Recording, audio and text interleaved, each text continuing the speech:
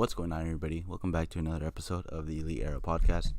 I'm your host, as always, Mystic, and today we're going to be recapping the April 23rd episode of Smackdown Live. Now, this Smackdown Live, wow, what a hell of an episode. It was enjoyable from top to bottom. Every single segment except one segment, which was just a match that didn't even last so long. But pretty much everything on this show was so enjoyable. We had a heel turn. It was just fun. We had some matches set up for Money in the Bank, which is coming up pretty soon. We're gonna go all over that. We're gonna start from the top, make our way down to the bottom or bottom up, whichever way you wanna phrase that. But so we're gonna talk about the opening segment, which had Shane McMahon. He opened up the show, and Shane, I guess he's on both brands. Yesterday on Monday, The Miz was involved in a triple threat match for the number one contendership for the Universal title, so he wasn't involved with Shane at all. So and Shane just got involved with someone else here, so maybe they're gonna distance from each other after that feud, which sucks, because I really love that feud. I hope they continue, and this is just a thing that holds Shane off until Money in the Bank while Miz does some other things. But anyway, Shane McMahon opens up the show, and he just starts talking about how last week Roman laid out his dad. He laid out the boss of a $1 billion company, he said, but more importantly, he laid out his father. And for that, there's going to be consequences. He's going to face some repercussions. So he calls out Roman. He said he's going to settle it in the ring right now. He calls out Roman. Roman comes out. Shane squares up with Roman. And Roman's just like standing there all cool. And Shane's like doing his little dance thing. It looks like he's about to get... He's ready to go. He's ready to throw down with Roman. And then Elias comes in. He makes a run in from behind. He distracts Roman a little bit. He gets up on the apron, and Roman takes him out. But then Shane attacks him from behind. Shane just starts giving him those punches, and he starts kneeing him. Corey on commentary said he's giving him the lethal strikes, which I guess, since Shane doesn't know that wrestling is fake, I guess those are pretty lethal strikes, since he's just beating the hell out of everybody. He's throwing those punches and he's not holding back. So he was doing that to Roman. Roman made a little bit of a comeback, but then Elias would come in, and then he would just stop all that momentum, and then the two of them just beat up Roman to close the segment. And then with this, what set up later was an Elias promo where he challenged Roman to Money in the Bank, and then later in another segment, Roman accepted the challenge. So this was an angle to set up their match. Following last week's angle, when Roman speared Elias. So this angle just set up their match at Money in the Bank. It's not the most exciting match. It feels like it's a match that is on the card just because Roman Reigns needed to be on the card, just because I needed a Roman to do something. But who knows? Maybe they can actually have a really fun match.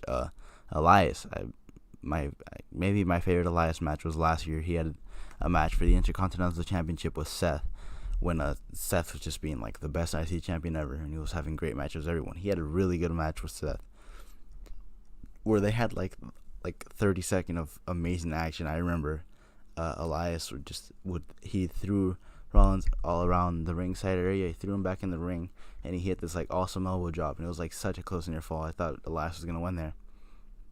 But Elias is a capable wrestler. He can be brought to a good match. And Roman is really, really good wrestler. We'll just have to see if they have the time to do it, and if their match is booked to be exciting, unlike that Drew McIntyre Roman Reigns match from Mania. See, I'm yawning just thinking about it, because that match was a bit of a bore fest. But hopefully this match is gonna be good. Pretty cool segment to open it up. Heel standing tall. It's a very heel heavy show, as we'll see in the main event. But after that, we had Finn Balor versus Andrade Cien Almas. Andrade, who has been drafted back to SmackDown along with Zelina Vega and Aleister Black. Reportedly, I think it was a lot of people were just like memeing that Charlotte made the move herself, that she demanded Andrade to be put back to SmackDown because, well, of course, Andrade and Charlotte are dating. And then Aleister just came along because he's married to Zelina, so he couldn't leave him behind on Raw. Which I guess that splits up the team of Ricochet and Aleister Black, which is I know what a lot of people wanted out of the Superstar Shakeup. They wanted those two to be split. So I guess now they're split up, and hopefully they both become really good single stars. Aleister Black had a little promo. He's just talking to the camera in a dark room on a chair, which was like, I guess, kind of a cryptic promo. He's just talking about you don't know who Aleister Black really is, and just stuff like that. So hopefully he gets pushed as a single star. I got a little bit of a heel vibe from him, which I'm not sure how that's gonna go. I guess maybe if he's a heel, he can go after Finn Balor and win the IC title off of him. But I'm predicting Andrade is gonna win that title, and maybe if Aleister's a face, he can have a feud with Andrade, who he beat for the NXT Championship, but also his wife's in Andrade's corner, which would be a pretty fun thing to see. But anyway, yeah, we had Finn Balor, the current IC champion, versus Andrade. They had a match last week on Raw, which is equally as great, where Andrade won after a little distraction from Zelina, and they played off that in this match because after a really, really good match, like, these two just can't do no wrong. I hope this is going to be the IC title match at Money in the Bank. Zelina went to the top rope. She went for a flying crossbody onto Finn. Finn got out of the way, and then Andrade caught her, which was very similar to the, like I just mentioned, the NXT TakeOver New Orleans match between Andrade and Aleister Black, where Zelina tried to attack Aleister, and then Andrade caught her after Black moved out of the way, and then Black hit a Black Mass for the win. Very similar thing happened here. Andrade caught Zelina. He put her down. He turned it around into a shotgun drop kick by Finn into the corner, and then Finn went up for the coup de grace and got the pin. So, good match between these guys. 50-50 booking, of course, but that's just something to be expected now from WWE. But it was still pretty fun, and I'm just glad it was a different finish from last time. I'm glad it paid off. It paid off from last time, because now Zelina interfering in this match is what cost him the match. So nice little story there, tell there. And like I said, I hope this is going to be what the program is going to be for the IC Championship going forward into Money in the Bank, which is very interesting because they haven't announced the Money in the Bank matches, then so we don't even know the competitors are going to be in the match. And if these two are in a singles match, I'm kind of struggling to think, because I'm assuming it's going to be 3 from Raw and 3 from Smackdown for male and female. I'm not sure what 3 males members of the Raw roster of the Smackdown roster are going to be in this match. If those two are busy, I guess Aleister could be in there. But yeah, moving on from that, we had the worst part of the show, which just Kairi Sane pinning Peyton Royce with another insane elbow. Copy and paste from last week, copy and paste from yesterday. The Iconics haven't won a single match. Literally, they haven't won a single match since they became champions. They've been pinned on TV. I can't remember about the SmackDown and Raw after Mania, but on the Superstar Shakeup weeks and now these 2 weeks, they've both been pinned on TV clean. Like, I don't understand. I legitimately just don't understand why they put the belts on them. Just to have them lose every single week. I guess you can be like, oh, they're heels and they're this is part of their gimmick, but I just don't put the belts on them then if you're gonna make them losers, because like I guess Sasha had a little bit of a point where she thought she was gonna make the belt mean something and putting it on the Iconics. Because of the booking now that they're doing with them, this belt just doesn't mean anything. It literally just has all importance taken away from it, considering that both champions have been pinned like 4 times in 3 weeks, which is just, it's just pathetic. Honestly, it's just champions aren't having a good time in WWE currently, because Samoa Joe, U.S. champion, he's been pinned like 15 times in the last few weeks as well. But at least he got a win at Mania, a dominant win. I mean, the Iconics did too, but now they've just been getting bodied every single week. Sorry for those yawns again. But and then we just had a match between, a face-off between Mandy and Sonya. They came out and they faced off with Asuka and Kairi Sane. The Japanese experience, I guess you'd call. Speaking of Japanese experience, Viking experience, they've been changed. They've got another name change. So Road Dogg, you idiot. I guess I hope Road Dogg's eating his words, because he was going on about, oh, you guys won't even care in a week or so. You won't even remember they were called the Viking experience. And I guess he was right, because they got their name changed to the Viking Raiders, which is a little bit weird because like it's a little bit repetitive. Vikings and Raiders are like the same thing, I guess. But that's such a much just a better name, a way better name than Viking Experience. But Vince was stubborn as hell, and they couldn't make him drop it entirely. So their new finisher, it was called the Fallout before. Now it's called the Viking Experience. That's their name of the finisher, which I guess better than having the tag team name be that. So yeah, that was just yesterday. We had the Viking Raiders get rebranding, but going back to this segment, we just had Mandy and Sonya face off the Japanese Experience, which I guess that sets up a feud between them, even though none of them are like the champions. I just don't understand the tag team division, the women's tag team division, and actually the Smackdown tag team division didn't even have a single showcase. I don't think the Hardys have been on TV since 2 weeks ago when they got attacked by Lars and they won the title off the Usos. So both tag team divisions, just in general on SmackDown, they suck right now. They're actually awful, but I guess they're making up with it with everything else. Next up, we had a match between Jinder Mahal and Chad Gable, which never got started because Lars Sullivan came out and he killed everybody. He just bodied the hell out of Gable, and then he got in the ring with Jinder and the Singh brothers, and Jinder just made a run for it, and Lars caught on the Singhs. He gave a freaks accident to one and a sit-out powerbomb to the other. The Singh brothers, they better be getting paid like $500K at minimum each, because these dudes have taken like literally the worst bumps. They got thrown around by Lesnar. I remember Randy would just throw them around the desk as hard as he could back on their feud of 2 years ago. So these guys just get beat the hell up, and the one that took the sit-out powerbomb from Lars here, he just landed on the back of his neck. It was pretty awful to see, because poor dude. Hopefully they're getting paid well, because God knows they don't have health care. But that happened. He was just beating him up a little bit more until R-Truth music hit. He came out for the save. He got a few punches in on Lars, and Lars just shook it off, hit him with the freak accident, and then their powerbomb to stand strong. So I guess Lars and Truth, that's going to be the feud going forward for a little bit. Maybe just I expect it to be a TV feud, nothing on pay-per-view. Pre-show maybe, just Lars killing these old men. But I like the way Lars is being built. Lars is being built as the monster he should be. He's being kept away from the main event talent, but that doesn't hurt him in any way. It's just going to build him up to that main event talent, and it's just going to be more reasonable when they slide him in the main event picture, which I just assume they're going to do. So, a similar to Braun ran through jobbers for like a month or so with Ellsworth and Johnny Knockout and all those people. When he ran through those jobbers in 2016, right immediately after the brand split, and he became big, it made him rise up to that level. So hopefully that's what happens with Lars here too.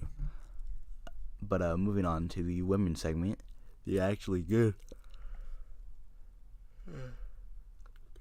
I just keep thinking back to that iconic stuff and I'm yawning. That's how bad it sucked. But we had Charlotte and Becky in the ring for a little face-off. I think they were gonna have a match, but they just had a back and forth promo. Charlotte was just talking about how Ronda was the one that got pinned. Ronda lost her belt, Charlotte's belt, that is. She lost it to SmackDown tag team, the SmackDown title. Not Charlotte, and how Charlotte wasn't pinned, so she wanted to rematch against Becky. And then Becky just goes on how she pinned Ronda because she wanted to pin the woman who's been undefeated, the woman who Charlotte couldn't beat. She's talking about how she's beat Charlotte so many times, and that she wants new challengers. And then she was just going like, you know what I want? And Charlotte's like, what do you want? And then Becky's like, I'll tell you what you want. But then Charlotte was talking over her, and she's like, shut up, you stupid dope. Which is a really good line by Becky. It's just hilarious. It's one of those insults that are really good, and it fits really well in a PG in this like PG era, but it's still such a really good insult, like similar to what Stone Cold would say or whatever. But keeping it PG, but still keeping it hilarious.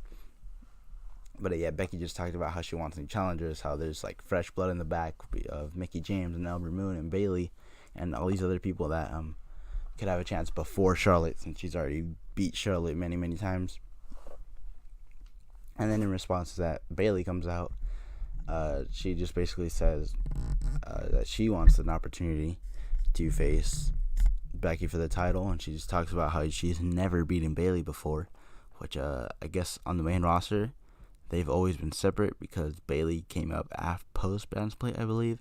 She came out after the brand split, so she's always been on Raw, and Becky's always been on SmackDown. So I guess this is their first, I guess, interaction. I don't think they've had a match here in NXT. I'm not sure. I know Becky was never champ and Bayley was, so maybe she did beat her.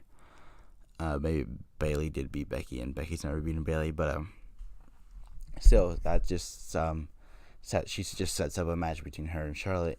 When Charlotte just talks about how she's more deserving than Bayley and how Bayley got to get in the back in the line, and then Bayley she was pretty cool in this segment. She just while Charlotte was talking, she just knocked the mic out of her hand and squared up right to her face.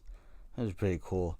And that just set up into a number one contenders match between Charlotte and Bayley, where basically Charlotte just worked over Bayley's knee the entire match. Bayley got a really close near fall with a roll up after Charlotte went for the figure four, and then Charlotte just hit the spear on her for the pin. So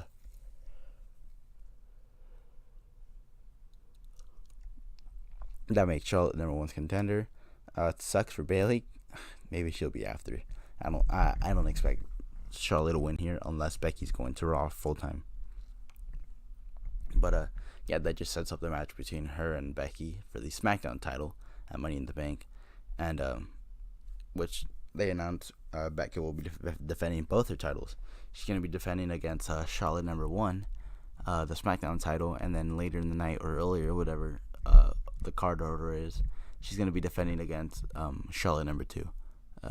Lacey Evans, basically the exact copy of Charlotte, but and that's, I'm just gonna assume they did something similar with Seth Rollins a few years back, 2015 I believe, which is funny considering Becky and Seth are dating now. But Rollins at the Night of Champions pay-per-view, he defended his U.S. title against Cena early in the night, and then in the main event he defended against Sting, his WWE Championship. He lost the first match and won the second. So maybe they do something similar here with Becky. Maybe Becky loses I don't want to see Lacey, but maybe she loses the SmackDown title to Charlotte and then beats Lacey later on, something like that. I just hope. Honestly, I don't want any of the Charlottes to win the title. Hopefully Becky just beats them both. But main event time, heartbreaking main event time. Match between Kofi and Nakamura. It ended in a DQ by Rusev, who just came in and ran in.